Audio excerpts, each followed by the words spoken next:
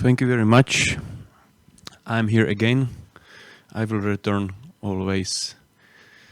I would like to present you the case studies from the Czech Republic, and at the introduction of my presentation, I would have to say that I have two types of the case studies, and the second one is a little bit different from others. I will explain you why.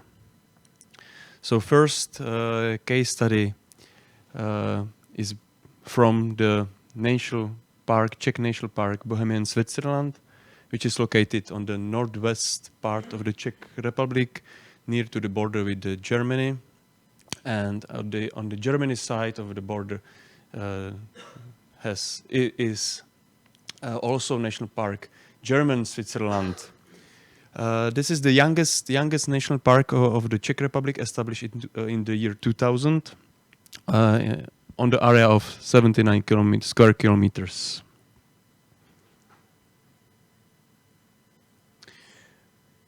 What is typical for this national park are special objects and sandstone, rocks, very romantic places also in the history, and now it's the main object of the nature protection.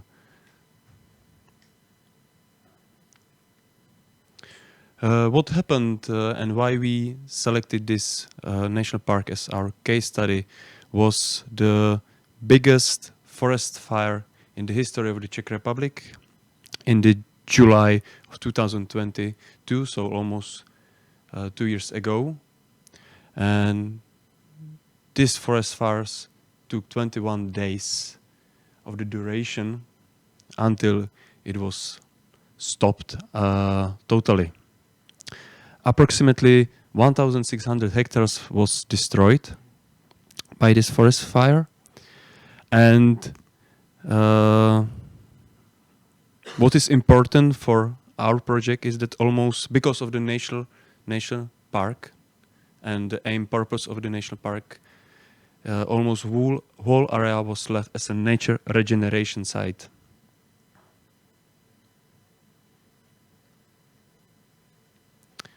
What was specific for this forest fire was firstly impeded accessibility to stands and working areas, mainly for the fire workers. Secondly, the huge amount of the wood was destroyed in the previous years by bark beetle and the windrow, and it was left in the forest because of the nature processes, keeping the nature processes. And together with the previous dry seasons and huge amount of the dry grass, there was the huge amount of the, let's say, fuel. And that was the reason, also I will show you, or I will talk later a little bit, that the temperature of the fires was really high. Because of the terrain and the high temperature of the fire, there was the high risk of the life and health fire workers. And what was also firstly in the Czech history of forest fires was that the first time when it was so close to the urban areas that some buildings was totally destroyed by these forest fires. And also there was some injured people. It's the first time in the history in the Czech Republic. And as you can see on the last picture, that is the situation how, in the right corner of the slide, that is the picture how it seemed after the fire. And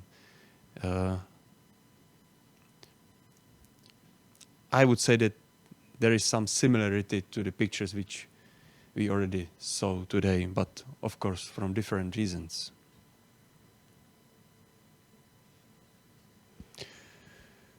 What was done, or which management action have been taken? Especially our faculty, but also other universities and other faculties made the inventory by remote sensing methods, also by terrestrial laser scanning. Some permanent plots have been established there to monitor the situation after the forest fires.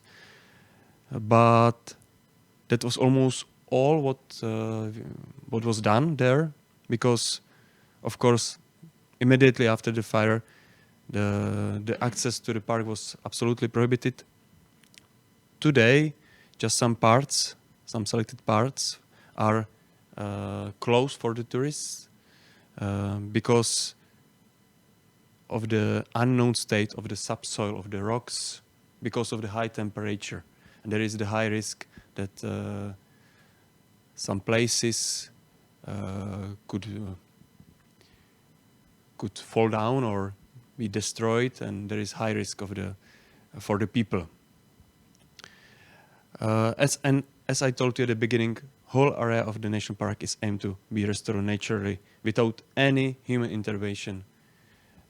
So any other management action couldn't be taken.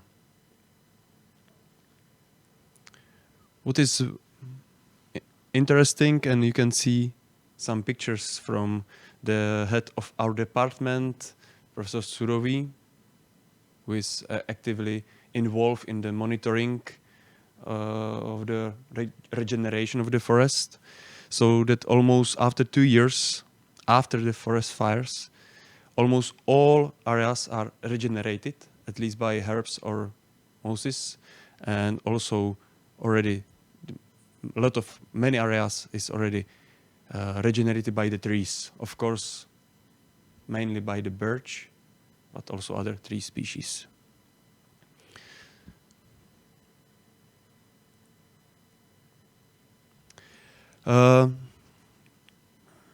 What they would like to do for the tourists, for the recreation.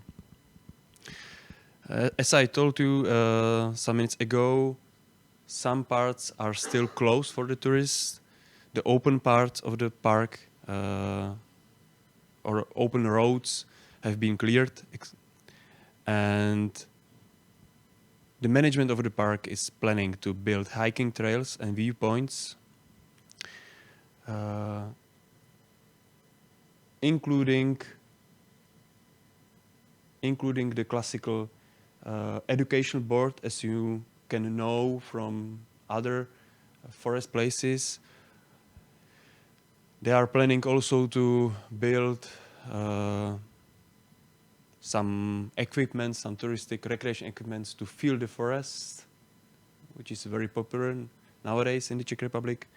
But what I would say that is typical or specific for this national park, and what we could use also in other places. In the management of the national park, Bohemian Switzerland has great experience with the previous disturbances, and they are building or creating the special roads, special hiking roads everywhere to show to the people the nature regeneration processes. So they are let's say for us, the bad situation to educate the people in that way as well. So it's not much more about the feeling, the power of the forest, because there is no forest, but it's also important part of the recreation activities to educate the people how the forest could be regenerated.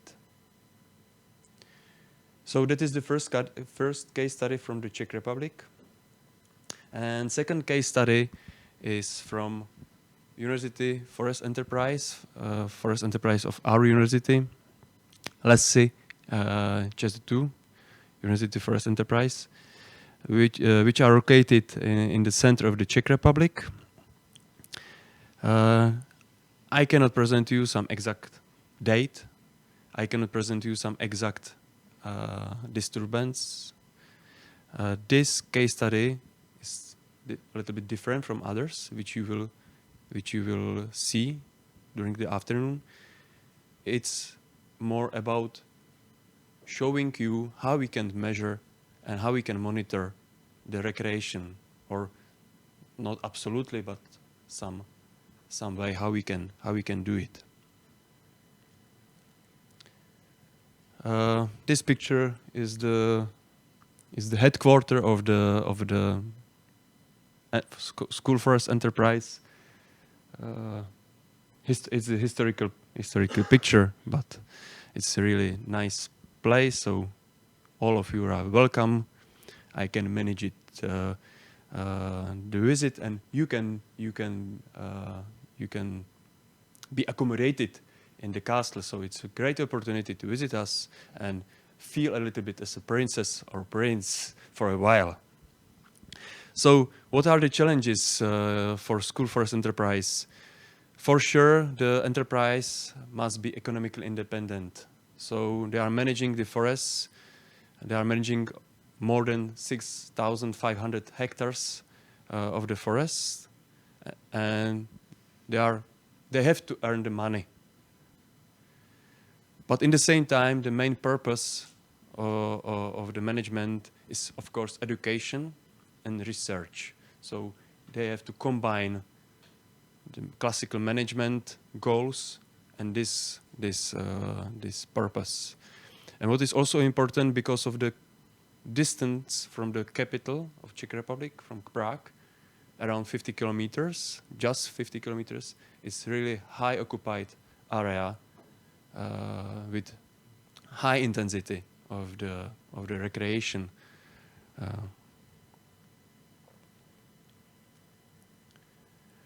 And what we are testing there, I would say, are, of course, as a university or as a faculty, we are testing a lot of things there.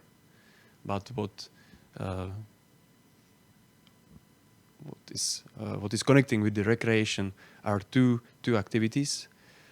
Firstly, you can see on the right side of the slide are so-called echo counters. This is machines or tools which can automatically measure the numbers of the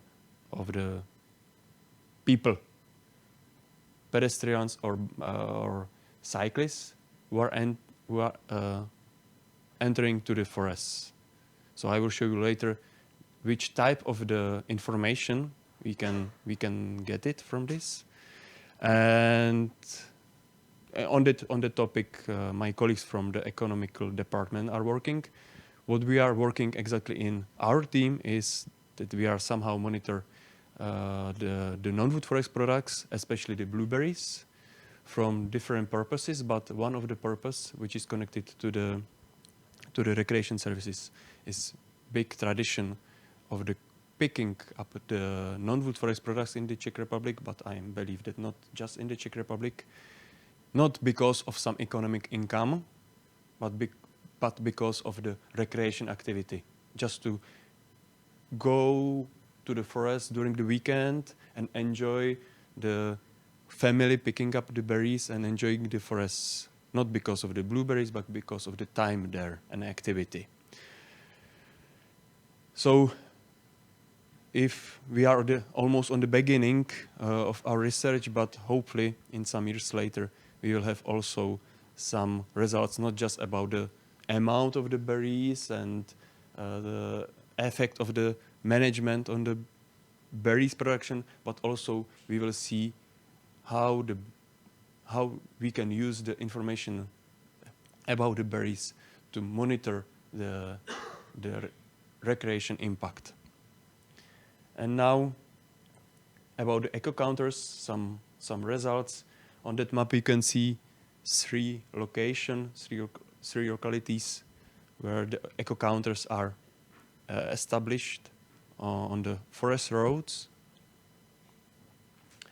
And of course, simply we can measure the total amount of the people, total amount of the visitors of the forest. in totally or different periods. So on the first figure, you can see the amount of the visitors in 3 locations during the 5 years, since November 2018 to the March 2023. On the second picture, then you can see just one selected year, 2022. But what is, I would say, more interesting, that we could also analyze the changes in the intensity of the visiting the forest during the time. And what is very nice on that figure, if you will compare the different years, you can see 2 peaks in the year 2020. Yeah, 2020, if I see the right colors. And it's absolutely in correlation with the lockdowns, COVID lockdowns in the Czech Republic. So you can see how the intensity of the visiting the forest changes during the lockdown. So it's also very important information to see the changes, for example, based on this on the COVID pandemic, but also we could analyze the changes during the days, during the weeks, to see which days are more frequent use or which weeks, and it is important information for the management activities as well, or places. Okay, that would be all from my side, from the case study from the Czech Republic, and later maybe some questions will come. Thank you very much for attention.